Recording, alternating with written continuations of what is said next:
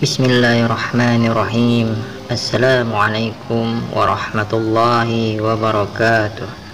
Alhamdulillah wa syukurillah wa ni'matillah wa la hawla wa la quwwata illa billahil aliyyil azim. Ashhadu an la ilaha illallah wa ashhadu anna muhammadur rasulullah.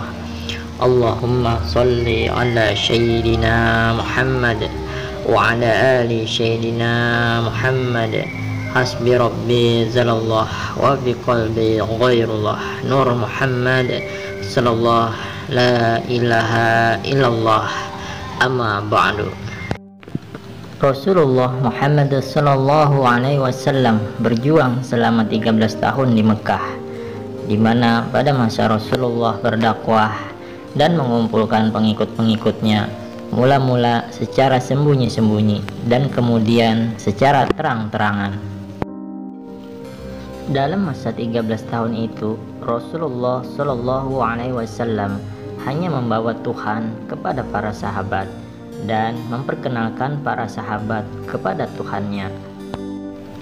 Pada setiap waktu dan ketika Rasulullah menceritakan kepada para sahabat tentang Allah dan hari akhirat, tentang kebesaran, kesucian, dan kekuasaannya, tentang kasih sayang, keampunan, dan belas kasih ihsannya, tentang kuasa dan iradahnya, dan tentang segala sifat-sifat yang ada pada Tuhan.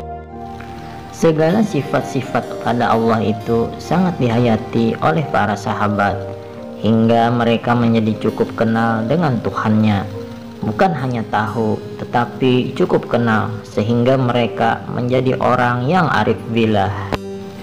Hati mereka cukup hampir dengan Allah, cukup sensitif dan peka dengannya.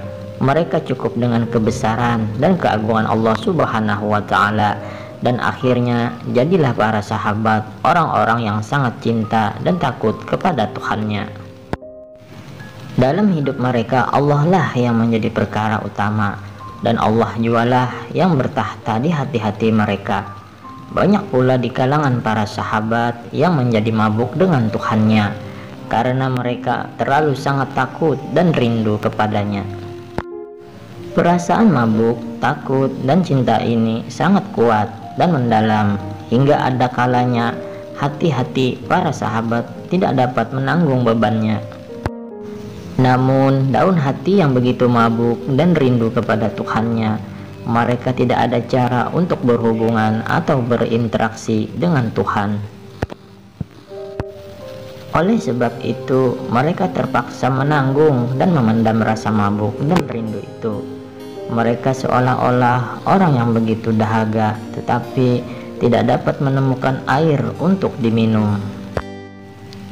Mereka seperti orang yang sangat lapar, tetapi tidak ada apa-apa untuk dimakan.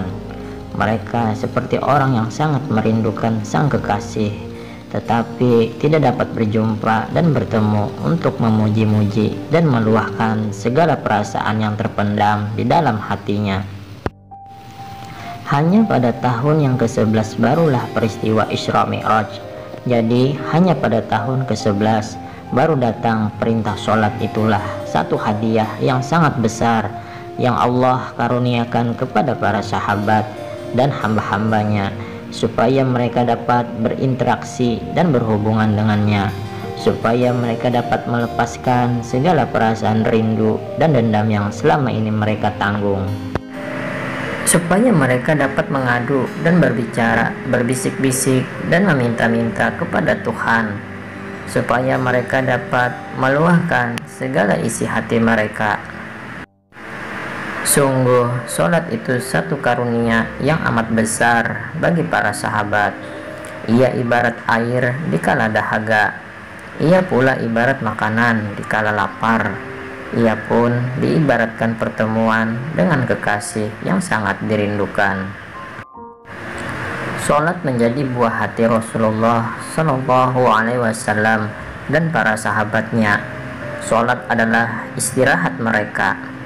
Rasulullah Shallallahu Alaihi Wasallam pun pernah bersabda, "Sholat adalah penyejuk mataku."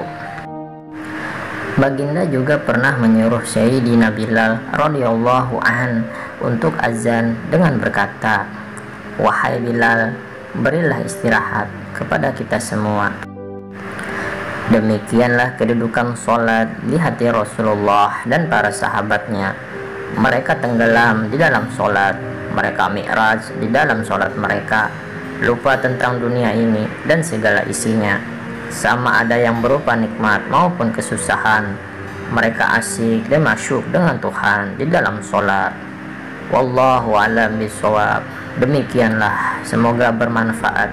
Wassalamualaikum warahmatullahi wabarakatuh.